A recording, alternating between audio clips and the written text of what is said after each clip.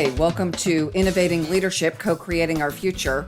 I'm your host, Maureen Metcalf. I'm the founder and CEO of the Innovative Leadership Institute. Our work includes helping leaders to navigate disruptive trends and developing strategies to transform themselves and their organizations to thrive now and in the future.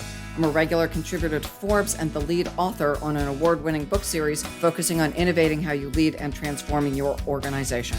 I'm also a fellow with the International Leadership Association. I am delighted that our guest today is Sean Castrina, and we're going to be talking about his book, Mindset is Only One Piece of the Puzzle. Sean is a best-selling author of 3 books, an entrepreneur having started more than 20 companies. He's spoken at some of America's finest colleges and entrepreneurship and business, as well as shared events with Tony Robbins, John Maxwell, and countless other influencers. He's the host of a top-ranked business podcast, The 10-Minute Entrepreneur. Disruption to the norm, unexpected events, uncertain times are things that many of us are facing during the worldwide pandemic. We've seen jobs lost, companies forced to rethink how they've done business, and how they continue to stay in business. Leaders are daily faced with tough decisions on how to lead in this new and different environment. Sean joins the show today to discuss his story of overcoming a setback and how he's gone on to start multiple new businesses and the leadership lessons he learned from these experiences. So Sean, first of all, welcome to the show. I'm just glad to be on the show, and I'm sure I'll bring some value here as we progress. Thank you. So let's start with your story, including losing your dream job and then starting over as an entrepreneur. Okay. Yeah. When I came out of college, I had my dream job in the Washington, D.C. area. And I was making great money, was doing well. I was working on a master's degree, was actually one class away from finishing up my master's, newly married, new house, and a child on the way, kind of, your little Norman Rockwell thing going. And then there was a change in leadership overnight. The CEO was in his early 70s, and they did a transition. And with that, it was like a whole new team in place. And at that point, my paradigm of you work somewhere and you just work your way up to the top kind of disappeared. So I knew then I would be employed maybe short term, but I would do something that was my own, that I would dictate. Instead of making somebody else wealthy, I wasn't going to be dependent on anybody else, and took a job selling insurance short term, because if you've got pretty good social skills and you're articulate, sales never hurts. It's the easiest way to make money. And I did that while I started. It was funny because it set the blueprint for every business I've done since then, which is I don't start businesses based on passion. Passion is an entrepreneur's mistress. I start businesses based on need, based on could they be profitable? And then I reverse engineer it from there. Just because I like golf doesn't mean I buy a driving range. So I started an auto detailing business, which is funny because I've never cleaned a car in my life. It went on to be highly successful. It still exists today. I sold it a few years after that, but I've had them clean my cars here in the last few months, called Waxmaster Mobile Detailing. And it kind of put into place my blueprint of branding, very good image, very systematic on how you do things, partnering, which is what I've done through all my businesses. But that kind of set the stage because I made $35,000 passive income that year while I was doing insurance, working about 2 hours a week in that business, just making sure the systems were in place. And it just kind of gave the blueprint. You don't have to absolutely love what you're doing necessarily. The business is profitable. It'll pay for all the things you love to do. If your business isn't making money, everything you love is going to be not happening anyway. So start with profit. It showed me how you can delegate yourself completely out of a business. Because I was working another job, I couldn't be in the business. So it forced me to do things right from the very beginning. I wasn't entangled in the day-to-day minutia of the company. And branding, it taught me if you can make a phone ring, or if you can attract customers, you have a business. And if you can't attract customers, you don't have a business. Your idea is not good. You have to attract customers. So it gave me the core pillars of what you need in a business. And that's what I've been writing about and rinsing and repeating. Started more than 20 companies since then, owned multiple 7-figure businesses, 8-figure. And that's kind of the blueprint I've used. Tell us a little bit more about the blueprint. And then I want to come back to starting a business you're passionate about, because I know a lot of people right now are focused on doing work that they find personally meaningful to them. Yeah, I love to break up that thought process. I did an interview with John Tesh, and he and I went roundabout for 15 straight minutes on that question. And then finally at the end, he conceded that his first business that he started was a running shop because he loved running, but he lost money in it. Having a passion for running is not a problem. It's the question is it a good idea in the area you're in based on the competition? And is there a big enough market for it? The passion for what you have a passion for, I don't discount that. I just don't think everything you're passionate about makes a good business. I agree. Yeah. I wonder, though, about finding a business that is going to be profitable and successful and that's aligned with something you care about. Yeah, I always say when you make money, you can put money into everything you care about. I'm highly philanthropic. If you don't make any money, your passion becomes irrelevant. Number one is you're unhappy, you're drained, you're exhausted in the business. So whatever you were passionate about, strap yourself to an unprofitable business and see how much passion you have about anything. You're not going to have any. Number two, make money. Years ago, what was it? Oh, golly, I forgot the timeless book, and Waddles wrote it. It'll hit me. But the whole point is, he says, you want to make an impact, figure out how to make money. Because if not, you can only scale yourself at a 1-to-1 ratio. You can only give away so much time if you don't. When you have money like Bill Gates, giving away billions, he scaled himself millions over because of the wealth that he has. I'm not disagreeing. I'm talking about for some people, and I'm one of them, I have the intersection of I'm really passionate about what I do and we're successful. And I think that's great if you can do that. And I think this is how I'm actually finding that book because it's absolutely driving me crazy. But the reason you can marry the two together, let me just come up with any passion I want. Let's say I'm passionate about educating people overseas that don't have education or providing water, or let's say I'm passionate about golf. If I have a business that makes me money and gives me a flexibility of schedule, I can participate in any passion I want. I'm just saying the two don't have to marry themselves. Another example, let's take Richard Branson, multi-billionaire, okay? Favorite thing in the world to do, yachting. He's won all the contests, does not own a yachting business. Owns an airlines, owns Virgin Records, owns Virgin Phone, Virgin Airlines, does not have Virgin Yachting. I also understand that there are some areas that are best done philanthropically. And I think of Starbucks and the Clean Water Initiative. And this goes back a few years. I don't know what they're doing now, but it is the profitability of Starbucks that allows them to do the work of ensuring there is clean water accessible to different locations in Africa. And the book is The Science of Getting Rich by Wallace D. Waddles. It's one of them legendary books, The Science of Getting Rich. And his whole point is that start your life off with the ability to if you can learn how to make money at a mass level, your impact is exponentially greater than if you wallow in poverty. Well, and I'm not suggesting that anyone wallow in poverty. Yeah.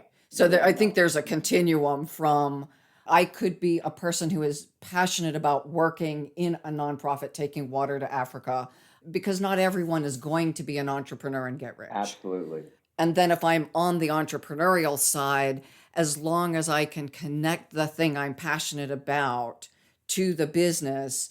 Yeah, no, I definitely think that within your value structure, no matter how you do it, you need to be involved in your passion in some form or fashion. And if you can do that occupationally and or in your private time. However, I'm 100% believing you need to have something outside of everything that you're benefiting the world and you're having an impact on. I think we're in a complete agreement there. And I want to give an example. I worked with a group of female attorneys and there was a big burnout rate.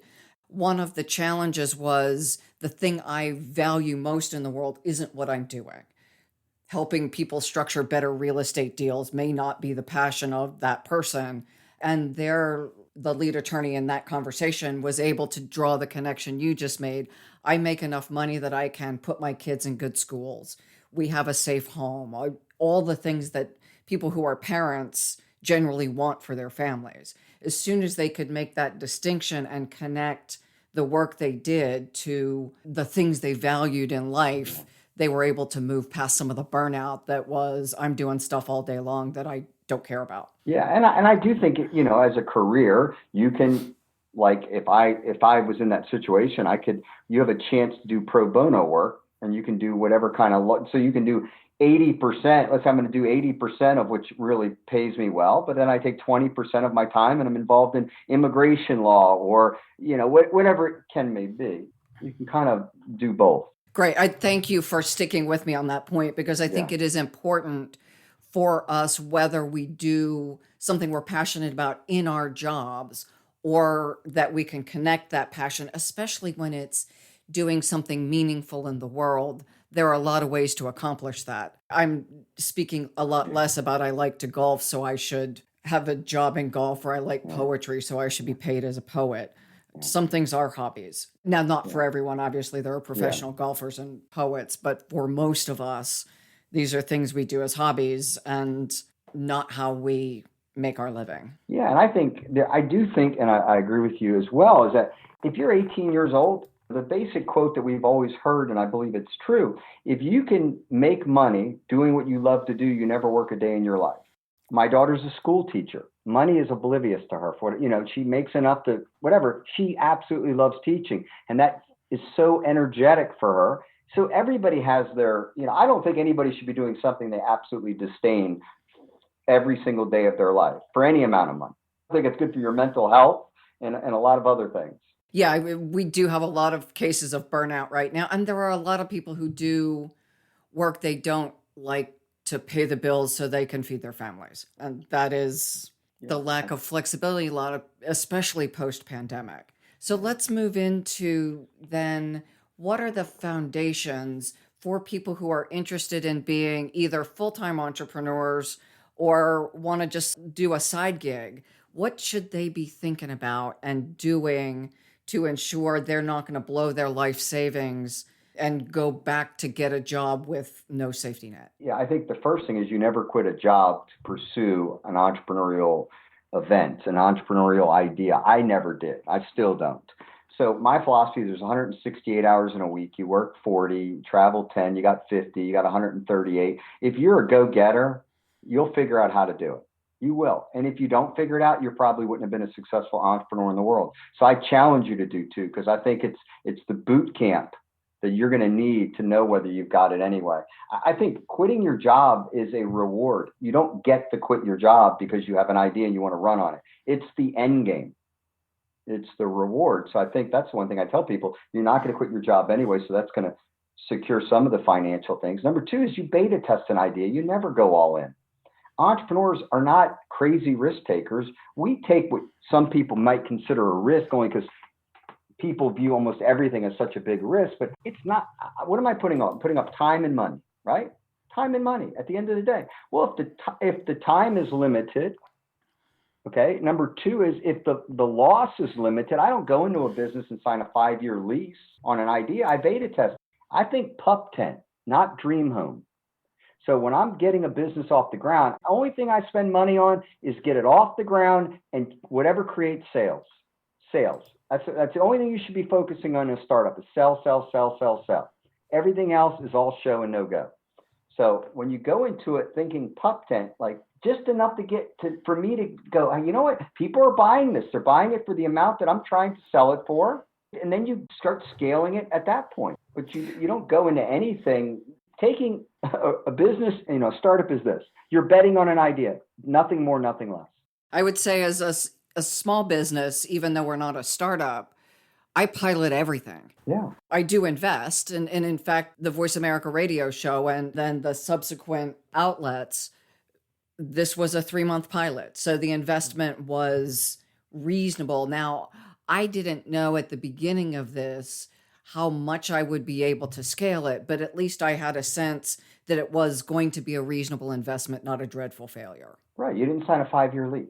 You didn't give a 5-year commitment. That's all I'm saying is that it'd be great if all that works. Go into a startup with an exit ramp. I'm not big on plan Bs, but you got to know, okay, if for some reason this isn't everything I thought it would be, I can get out of this alive. That's just being prudent. So I think for listeners, this is absolutely foundational. And it's also dear to my heart because I've seen people, good friends of mine, start businesses when they lost a job or something happened. Worst time to start a business is when you've lost a job. Your confidence is down. You're financially stressed.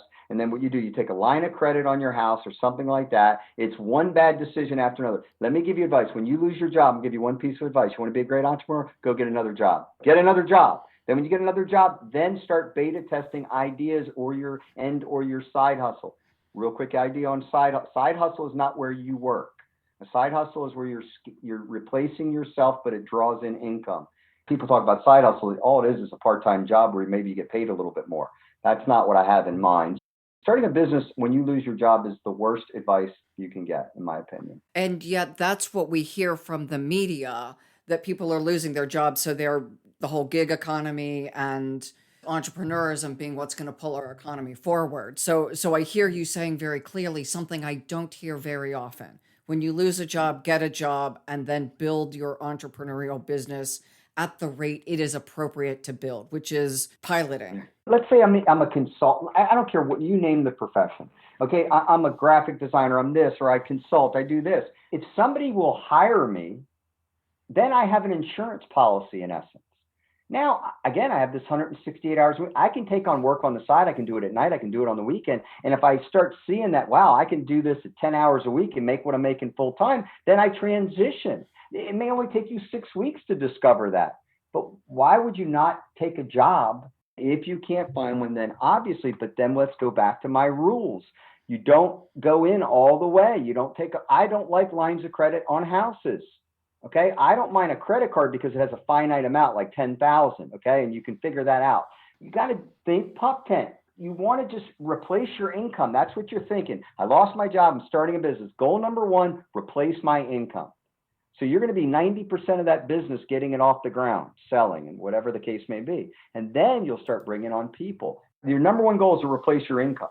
The other thing I heard you say is scaling quickly. So you're not doing all the work. You're getting other people to help you do the work. So it's not, I love editing, so I'm going to start an editing business and do all the editing. I wouldn't do any of the editing. All I'd be doing is I'd be getting the accounts, interviewing people that could edit at a fraction of my time. I'd rather make $5 an hour doing nothing than $40 an hour doing it all. I'd rather have 8 people doing $5 an hour. Wealthy people try to get other people to do things. If you're a lawyer and you're a $200 an hour attorney, disregard maybe some of what I'm saying. You'd have paralegals do as much as you can. But you try to get other people. That's how you do a business. If not, you're a solopreneur. And to me, that's not an entrepreneur. I think that's an important distinction, because I'm going to quit my job to go do something I love. If I love cooking, I'm going to start a restaurant. Yeah. And then I'm the primary cook or chef. And for some people that may work, but the failure rate for restaurants is high. And again, some investment required. Let me restate what I hear you saying. One of the fallacies I hear people like leaving businesses and they want to go be coaches, since I do some of that work. Yeah. And I'm in conversations and they say things like, do I need business cards? Do I need a web? Yes, you're running the business, and people won't find you unless you have a big reputation. They're not going to appear at your door. So the work of executive coaching firms is to find clients. And I think it's a disservice, again, to people who go off and get certified in this and other things. I'll give you a great story of that. John Maxwell, who I think is an incredible writer, but I went to one of his leadership things. I will never forget it. There was probably 400 people in the room, paid $5,000, and you could get your money back after a certain time period. And I'm listening to this. I'm 2 days in and I'm listening to this. And I finally went back to his main person, and they kind of ushered me off to the side because they didn't want anybody to hear what I was saying. I said, you're teaching people how to coach. You have not taught anyone how to have a business. I go, when are you going to share with your audience how to acquire customers, how to sell customers, how to market? I said, you have a massive, and they were hush. Oh, no. And I go, listen, I've been here for 2 days. I want my money back. This is a massive mistake here. You got everybody, I'm going to teach gardening because I love gardening. How are they going to acquire customers? How much are they going to charge? What is the pricing model? How are they going to sell these people? None of that. None of it was included, but everybody was going to be a coach when they left. And do what they're passionate about. Right, exactly. I was going to beat my head against the wall. There was you left. One thing. Yeah, I left because there was nothing to do with business. Nobody was leaving there with a business. What's interesting is these are people who could afford $5,000. Yeah. And many of them thought they were going to leave being able to replace part of their income doing something Yeah. they cared about. And I just said, why wouldn't you take a day and have it structured around the fundamentals of business? Okay, you're going to be a coach, top of the page. Business is only three things. It's really, really simple. If I would have been doing it. Okay, number one, let's show you how to acquire customers. Really simple. Find somebody out there that's had a coaching business. How do you acquire customers? Boom. That would have been my morning seminar. The afternoon seminar. How do you sell them? How do you price yourself? Sell, collect money. Do you get paid every session? Do you get paid in advance? Do you get a return? Whatever. How are they going to collect money? Number three, how are you going to fulfill? How are you going to actually perform what it is you're selling? Going to meet with them once a week, once a month? I'm just like brainstorming real quickly.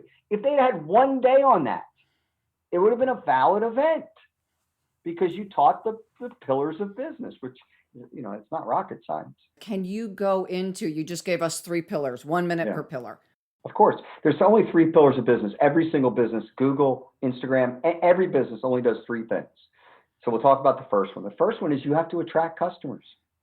So that's what I talk about, people that are passionate about something, but they don't, there's not enough people interested in what you do.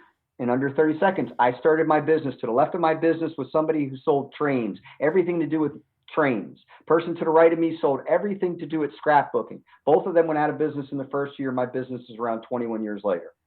They were passionate, but there wasn't a big enough market for that. They could not attract enough customers at the speed to stay in business. Number 2 is you have to sell customers. And the first thing that small businesses do is that either the founder doesn't know how to sell, founder doesn't like selling, the founder thinks they're too good to sell, founder gets Billy Bob, their uncle, to sell because he's really folksy and everybody likes Billy Bob, but he's not a professional salesperson, doesn't know how to close, doesn't know how to follow up. So your sales lacks. And number 3 is you don't have a system in place to fulfill what it is you sold people. Your deliveries aren't getting there on time. You don't have a follow-up warranty, a system in place to provide the back end of what you sold. So you don't get repeat business. You don't get referral business. They're the 3 pillars of business. I don't care what business it is. And if you don't do those 3 things well, you will not have a good business and you will not make money and you will eventually be out of business. So for people getting started, you obviously are able to sell. And again, this short answer, and we can come back and talk in greater detail. Lots of people starting business don't know how to sell. Then they shouldn't start a business. How about partnering with someone who can? That was going to be my second point. Somebody has to be the salesperson. The only way a business gets to 100,000, which is the first pillar of if you're climbing a peak, you got to get to 100,000. Tell me how you get to 100,000 if you can't sell, because I don't know how you do it. So one of the 2 founders better be an incredible salesperson. And I will make the argument that up to 10 million, one of the founders will be the best salesperson. Okay. At best, you'll be able to duplicate somebody as talented as you. But Bill Gates was a salesperson. Steve Jobs was a salesperson. We can keep going. These people moved the needle. They were closers. The big Xerox deal, Bill Gates. Okay. Steve Jobs, salesperson. Think about, for anyone who is thinking about starting a business, things I heard: don't start when you're unemployed.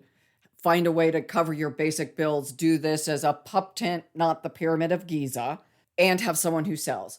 So as we go into break, I encourage our listeners to think about, if you are looking at starting a business, can you sell? And if you can't, how do you fill that gap? You are with Maureen Metcalf and Sean Castrina, and we are talking about mindsets being only one piece of the puzzle for entrepreneurship. So let's start with that question of mindsets. You share that it's only one piece. I believe mindsets are really important.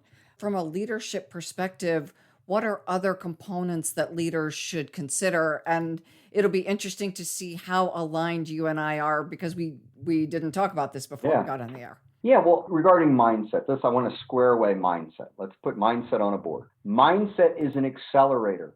It is not a strategy. It is not even a skill. It accelerates everything you do better if you know how to utilize it. Example, I could do affirmations about basketball all day long. I could sit in the corner. I could do visualizations of me doing all these incredible things with a basketball, but I still can't dribble and with the left hand. Okay, I still can't do it. I still can't dunk. And I'm very limited in my skill. I do not have basketball skill. So mindset without skill is irrelevant. Mindset is not a strategy. See, when I start a business, I can be all excited about the business. Now I've got the mindset. I'm optimistic. Okay, did I do a business plan? What was the strategy in my business? Do I have a way to acquire customers, sell customers? The basics. So I think what happens is that we get mindset in the hands of someone with skill and a good idea and talent. That's incredible. Then you go over the top. So it takes a person from that B level to the A plus level. It's an accelerant. It makes everything you do potentially much better. You're much more focused. You have more confidence. The way you view things is much more healthier. But again, if you don't have the fundamental skill that you're trying to be good at, it's irrelevant. There has to be skill and talent somewhere in that equation, period. There has to be a good idea in that equation. You can run endlessly in one direction, excited, but if you're running in the wrong direction, you're still running in the wrong direction, and the finish line is over here. I see it so much on Instagram and all these different things, is that everybody wants to push mindset. They're pointing to their head, mindset, mindset, mindset. And whenever I see a course on mindset alone, I know it's crap, because mindset is one piece. It's a great piece. Listen to me, I'm a Division I athlete, okay? I use mindset. I never pictured a person ever scoring on me. And when I was in the high school state championship, I wrestled a guy who had never lost. This is an incredible story. He had never lost. I wrestled him. I pinned him in 1 minute and 2 and got a Division I scholarship. Why? I never pictured a guy ever scoring on me. So I've been doing this every single day, visualizing matches. He made a mistake that to this day, I don't know how I caught him in the move I did. I believe my subconscious mind had played this out 1,000,000 times, had already thought how to win if this situation ever presented itself. It's never happened since then. He made a mistake. I win the match. I get a Division I scholarship. Mindset. Now, was I a great wrestler? Yes, up to a certain point. But when you beat somebody who's never lost before, that's a little bit above skill. All things being equal, mindset wins. Mindset wins all the coin tosses. It's interesting because we talk about leadership mindsets and behaviors. To your point, so use something like professional humility. It's important to give credit to others and things like that. Not too humble, because then you're a wallflower, not too arrogant. But if I don't have a mindset of humility, I can still appropriate the behaviors. I can still act humble, even if inside I'm a bit of a jerk. So to your point, the behavior first, and then the mindset can build while I'm behaving like a decent human being. I think successful people have common traits. I think leaders, great leaders, have common traits. Most good leaders are very confident. They just are. And that's how you know they're a leader, because other people follow them. If you're not, who follows somebody who's not confident? But here's an interesting example. When I'm coaching folks, it's shocking how many leaders have imposter syndrome. They're not as confident. They are competent. They're not as confident as they appear. So the mindset is not yet there. They'll get there. That's why they're not there yet, because your great leaders haven't an unbreakable confidence. You can beat on them, but they're resilient. I can take criticism, and being at the top, I take tremendous criticism. But at the end of the day, I go to bed, I will bet on me every day, all day. They just have that. I mean, if you look at your most successful people, they have an innate confidence, a resilience. I would say yes to the resilience. And I would say both confidence and humility. It's not an arrogance. Arrogance is when you diminish other people for you to be confident. So you got to put other people down. Confidence is just, hey, listen, if I have to bet on me, I'll bet on me. I think if I'm on your team, I'm going to make your team better. I don't have to diminish all the other people. I love having equally talented people and equally confident people around me. So arrogance is when you have to promote yourself and diminish others. That's classless. You're never going to be a great leader then, because nobody's going to want to work with you. And all the people around you that puts up with that crap are going to be low-level people, because they're putting up with your nonsense. I agree. For listeners, they're nuanced points. When people hear confidence, the interpretation, depending on their life experiences, will range from healthy confidence to complete jerk, to some people are understated and confident, and those can look very different. If you're really confident, you don't have to tell anybody. They'll know you're. My wife is a nurse. She's quiet. She's very confident in her core area competency. It's effortless for her. She's great at it. Her colleagues know it. Confidence just means I genuinely believe I'm good at what I do and I benefit anybody on my team and or around me in my area of giftedness is aware of it. Great definition. Right. So if you don't have that, I don't know how you succeed at a great level. And I don't know how you lead people, because you're going to be insecure every time somebody's actually, you're going to be like, that person's actually a lot better than I am. How do you work with super talented people if you don't have some level of confidence yourself? One of my first job interviews, they asked me why I was the best person for this job. And my response was, I'm sure there are people better than me for this job. I didn't get that job. My son just had an interview. Okay. He just graduated from high school, just got a job for $50,000 a year, just graduated like 9 months ago, just sold his first company for $120,000 and just got a job for a very good amount of money. And I told him, they were interviewing a bunch of people and it was basically was going to work as a contractor. I said, call them up, however you contact it, tell them you'll work the first month for free to show them how good you are. He did it, got the job. It's confidence. If you're really good at this, Colin, and I know you are, show them. Take the other 20 contestants out of the ring. Do it for free. Show them how good you are. Confident people are willing to bet on themselves. My first job out of college, I agreed to work for 90 days for free because I didn't want to start out on the low rung on the ladder. I know my personality is aggressive. You know, my wife says I'm the lion that eats the lion.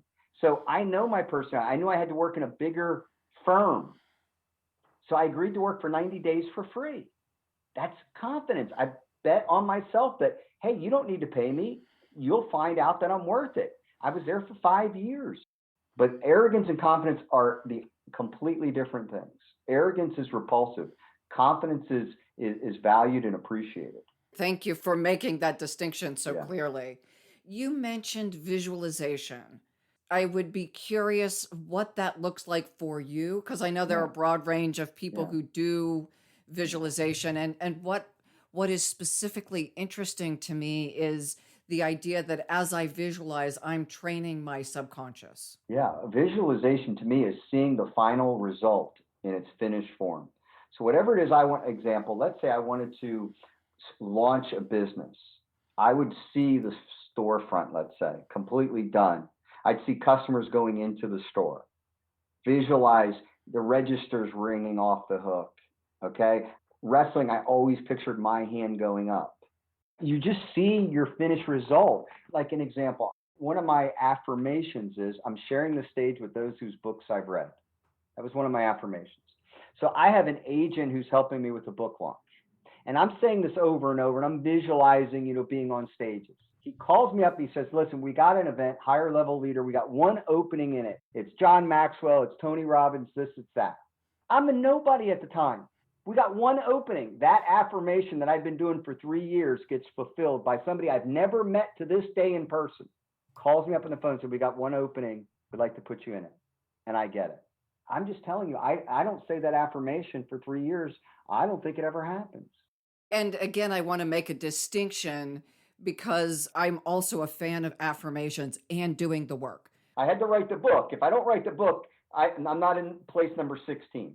Right. And I say that because I've seen people say, I affirm I'm wealthy. And I'm like, yeah, and you're sitting at home not working, breaking out the sock full of quarters to pay your electric bill.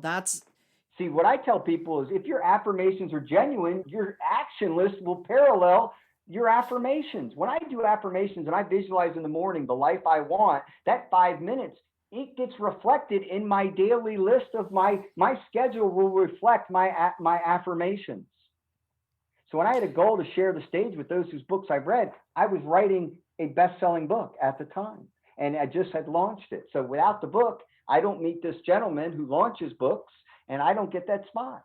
And you don't have the conversation about where you want to be. Exactly. Your affirmations and your visualization, when you visualize this final accomplishment, every day you should be doing something action-oriented to make that, in fact, happen. And if you're not, well, then there's no alignment there. You can trick your mind a little bit, but your mind will figure out that you're unworthy of this result because you're not doing any of the effort. So it's not fairy dust and unicorns. No, absolutely not. When I was talking about wrestling, I was running 5 miles every day, 3 miles in the morning and 2 at night doing sprints. So I was putting in the legwork. Again, it's an accelerant to skill, to hard work, to good ideas, it's an accelerant. It is not the 80% at the bottom. The talent, the hard work, the daily grind, you still have to do. We talk about like Tiger Woods and stuff like that. We forget Tiger Woods was swinging a golf club at age 2. You look at all these extraordinarily talented, amazing people. Bill Gates living in the library, working on computers and programming, at like age 9 through whatever. There's always front end work that we don't talk about. Again, thank you. Because when people hear a comment like visualization, some people will get it like you intended it. And other people are at the end of the spectrum saying, oh, I just have to visualize and then I'm done. Visualization will always parallel action.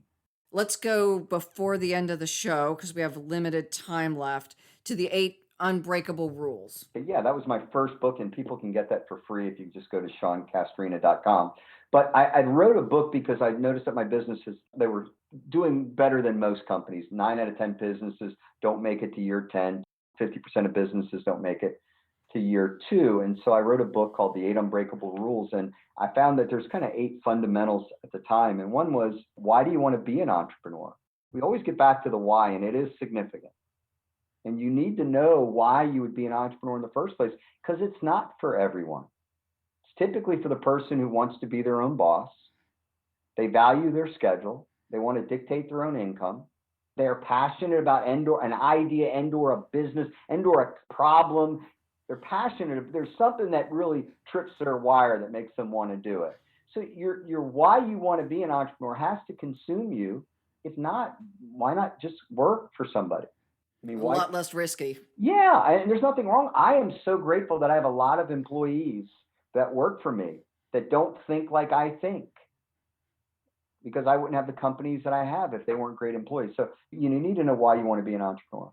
Number 2 is you got to vet your idea. I wrote the book, The World's Greatest Business Plan, for that very reason, because people run on an idea and it's good in their head, and they expose it to friends and family, but they don't vet it. They don't put it out. They don't test it like you did when we were talking about the radio thing for 90 days. Test your idea. Do some form of a business plan. Beta test it a little bit. Qualify your idea. I always talk about the entrepreneur's Bermuda Triangle, why they fail. And one of it is because they never expose their idea to criticism. And so that's kind of number 2. The third thing is you got to plan for success. I mean, what is your plan for your business? What are you going to do? How are you going to attract customers? What is your marketing plan? How are you going to staff it? You got to have a plan. Where do you hope this business is going to be in 5 years? How are you going to get it there? Is it going to be in one location or multiple? You want to franchise it? You got to have some sort of a plan. And number 4 is you got to protect yourself and your business. Of course, you start with being incorporated, but if you're going to have a partnership agreement. You got to protect your intellectual properties, your trademarks, your patents, things of that nature. So you got to protect your business. Number 5 is you got to build a successful team. Very rarely does one person achieve anything of greatness.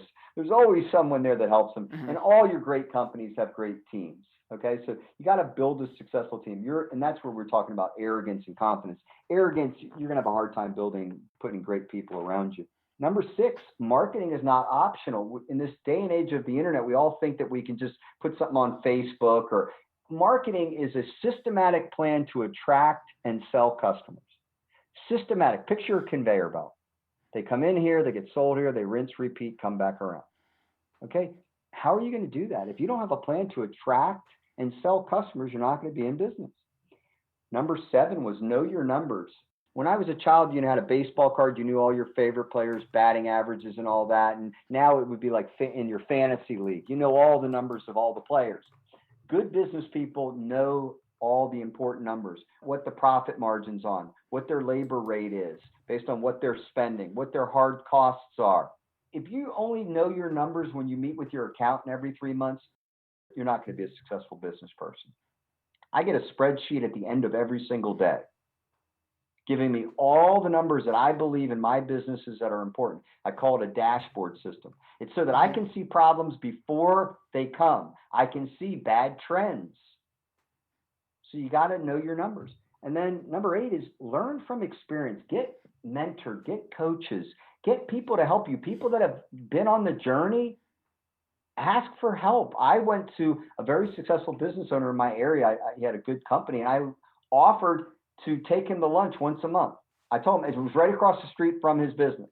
And he kind of knew who I was. I was starting a business and came in. I was gregarious, friendly. I bought something from his company before for one of my businesses. He actually owned a sign company. And I said, can I just take you to lunch once a month right across the street and just ask you some, run some ideas by you? He was in his 60s. He was so flattered. I kid you not. I think he looked forward to those lunches more than I did once we got started on it. He loved sharing his knowledge. So the easiest way to get better at something is to find somebody who's better at it than you. Okay? Really simple. Great people hire coaches.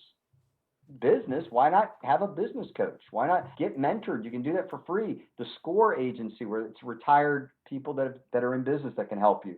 SCORE.org, things like Service that. Corps of Retired Executives. Yeah. Anything. Just so you have somebody to collaborate ideas with, so that not every idea is just you doing it. You can bounce it off somebody else and see if it can get criticized a little bit or get improved a little bit.